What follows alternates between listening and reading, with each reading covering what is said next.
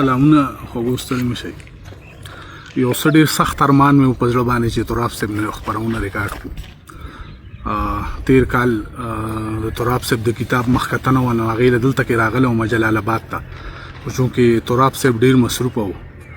د هغې نه پس څو ورځې مخکې ما غوښتل چې زه راشم او دغه خپرونه ریکارډ کړم، خو خدای ته به نه و منظوره. ما چې هغه د هغوی د خپرونې دپاره کومه ویزه لګوله، نو هغه ما د دوی د غم دپاره د راتګ دپاره ما ښه ویزه اوس لګولې ده، راغلی یم. هغه ارمان مو په زړه پاتې شو.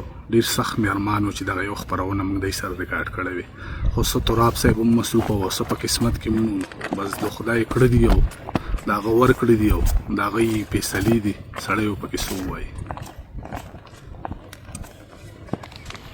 خبرې ونه کړي.